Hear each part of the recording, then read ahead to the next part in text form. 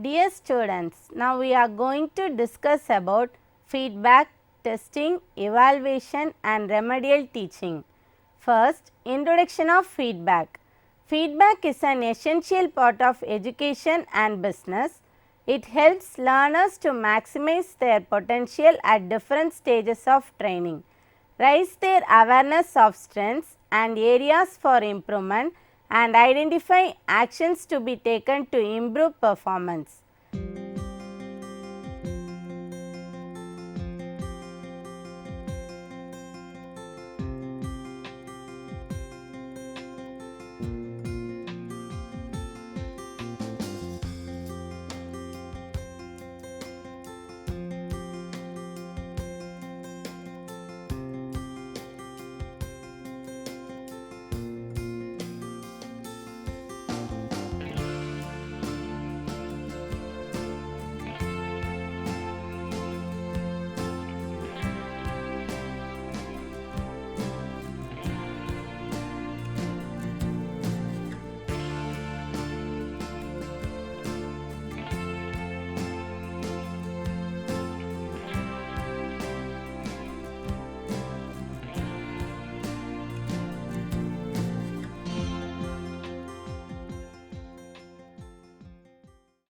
Next, definition of feedback. Information about reaction of a product or a person's performance of a task is used as a basis for improvement. The modification or control of a process or system reacts by its results or effects. Example of feedback: if a student score 80% in overall subjects, feedback given by the staff: keep it up, do well on further exams too. Two types of feedback: positive feedback, negative feedback. Positive feedback: effect of an action, change or decision returned to amplify or booster what caused it. Initial changes become amplified or magnified over time, patterns are reinforced.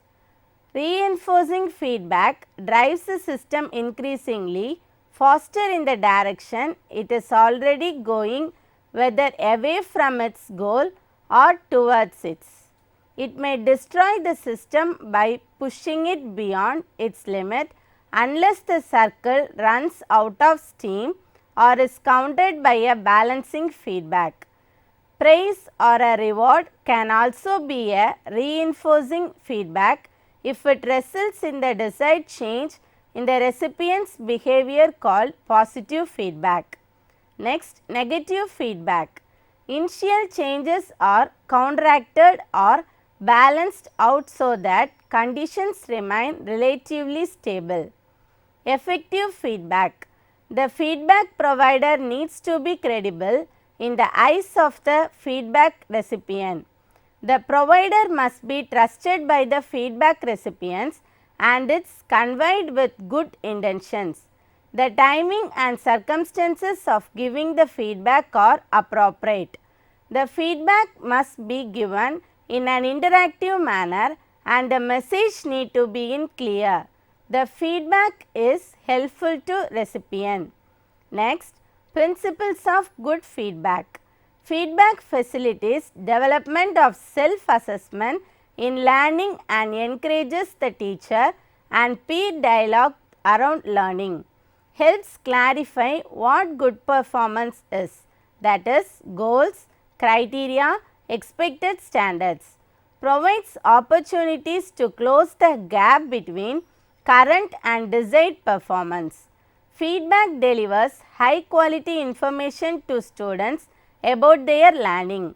It encourages positive motivational beliefs and self-esteem. Provides information to teacher that can be used to help shape teaching. Next is testing. Testing is finding out how well something works. In terms of human beings, testing tells what level of knowledge or skill has been acquired. In computer hardware and software development, testing is used at key checkpoints in overall process to determine whether objectives are being met. Testing. Systematic attempts to reveal the presence of errors, that is to falsify system, accomplished by exercising defects in the system and relieving problems. Failed test. An error was demonstrated. Passed test. No error was found so far. Not used to show absence of errors in software. Does not directly reveal the actual bugs in the code. Testing is seen as a beginner's job, often assigned to the least experienced team members. Next, types of testing. The types of testings are achievement test, diagnostic test, placement test, proficiency test. First is achievement test. It is used to test how well the students are at achieving the objectives of the course. Most teachers are involved in the preparation and use of this. Next test is diagnostic test. It is used to identify students' strength and weakness, intended to ascertain what further teaching is necessary. Next test is placement test. Used to place the students at the stage of the teaching. Program must appropriate to their abilities. They assign students to class at different levels. The last test is proficiency test. It is used to test a student general ability with language. Next we are going to see about evaluation. Evaluation is a systematic determination of a subject merit, worth and significance using criteria governed by a set of standards. It can assist an organization program, project or any other intervention or initiative to assess any aim, realizable concepts, proposal or any alternative to help in decision making, or to ascertain the degree of achievement or value in regard to the aim and objectives and results of any such action that has been completed. The primary purpose of evaluation is, in addition to gaining insight into prior or existing initiatives, is to enable reflection and assist in the identification of future change. Evaluation is often used to characterize and appraise subjects of interest in a wide range of human enterprises, including the arts, criminal, justice, foundations, non-profit organizations, government and healthcare and other human services. It is long time and done at the end of a period of time. Ways to evaluate the students. First way is benchmark summative assessments, used to monitor students' achievement of grade level or course level progress during the school year and evaluate the mastery of essential skill at the end of the year. Second way is universal screeners, assess K-10 students' readiness for instruction. Third way is customizable standards. Based assessments give educators the flexibility to design their own test. Fourth way is learning style assessments. Indicate the dominant cognitive style, visual text, visual graphics, auditory and tactile kinesthetic for an individual student. Fifth way is skill snapshot probes. Delivers frequent progress monitoring with quizzes to assess students' skill. The sixth way is placement test. Places student at the appropriate starting point in the curriculum. There are two functions considering to evaluation purpose. First is formative evaluations. Formative evaluations provide the information on the improving a product or a process. Summative evaluations provide information of short term effectiveness or long term impact to deciding the adoption of a product or process. Not all evaluations serve the same purpose. Some evaluations serve a monitoring function rather than focusing solely on measurable program outcomes or evaluations findings, and a full list of types of evaluation would be difficult to compile. Michael Quinn Patton motivated the concepts that the evaluation procedure should be directed towards activities, characteristics, outcomes, the making of judgment on a program, improving the effectiveness, informed programming decisions. Two approaches of evaluations are accreditations or certification and consensus studies. It is based on a subjectivist epistemology from an elite perspective. Finally, adversary and client-centered studies are based on a subjectivist epistemology from a mass perspective. Next, we are going to see the topic about remedial teaching. Definitions of remedial teaching.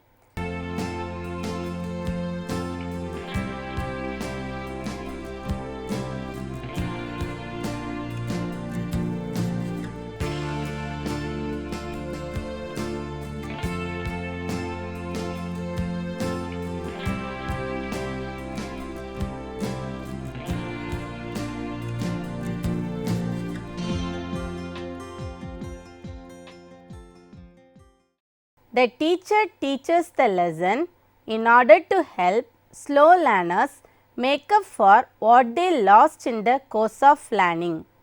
The teacher uses extra hours after school, weekends or holidays. It is also known as compensatory or corrective teaching. Remedial teaching strategies. Characteristics of learning among peoples with learning difficulties. First one is poor memory. Second, weak in problem solving power. Third one is need more time to complete assignments or tasks. Objectives of remedial teaching. Each people is different in terms of learning ability, academic standards, classroom learning and academic performance, and each has his own in learning.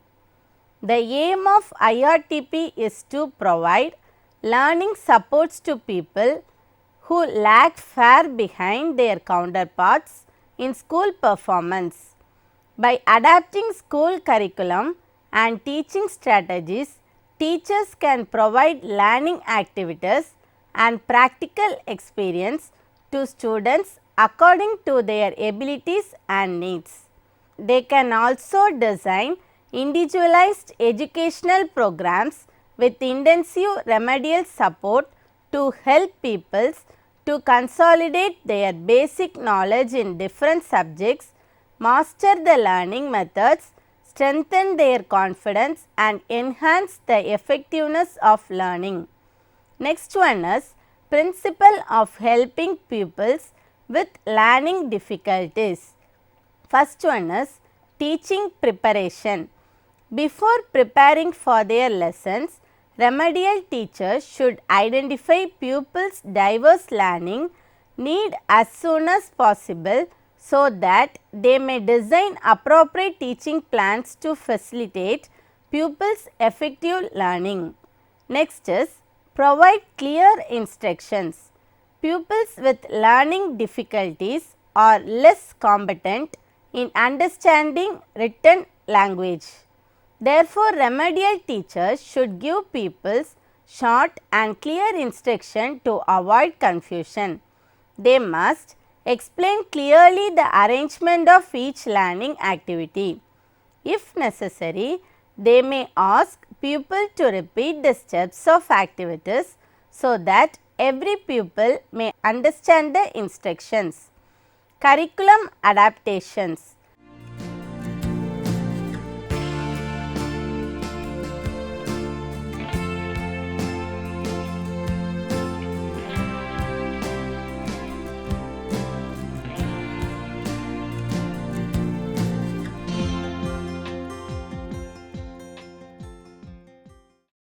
Remedial teachers should adapt the curriculum to accommodate the learning, characteristics and abilities of pupils. They should set some teaching objectives which are easy to achieve to ensure that people may acquire the knowledge as desired after the completion of each module. Teachers should make good use of all teaching materials. For example, they may select and use the materials in textbooks to meet the teaching objectives or compile their own supplementary teaching materials. They may also design materials of different standards. Materials from the internet, newspapers, magazines and references provided by the education department may help teachers design interesting and enjoyable activities to enhance pupils' effectiveness of learning. Next is homework policies. Schools should formulate clear policies on homework which should be reviewed regularly. The assignments should be targeted at the teaching objectives and serve the purpose of learning. Exercise books are available in the market should only serve as references. Schools should choose these exercise books carefully and make appropriate adjustment to the category, quantity and quality of homework. Next one is development of generic skills.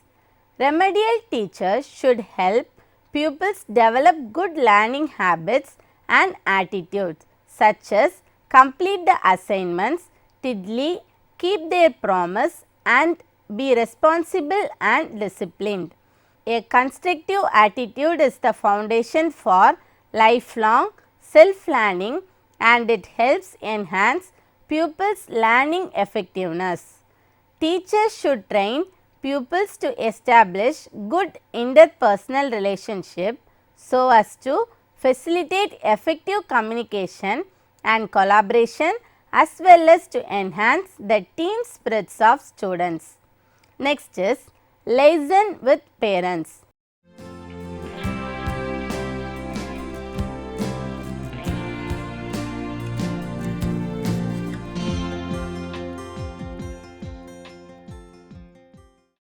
Liaison means communicating with parents. It helps pupils with learning difficulties. Schools may liaise closely with parents.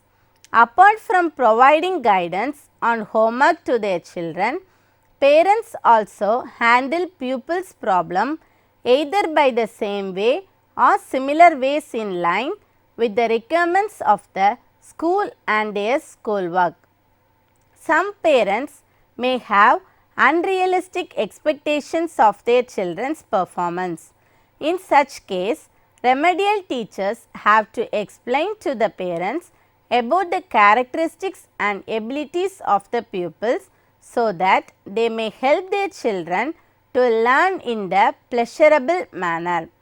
On the contrary, some parents' expectation may be too low.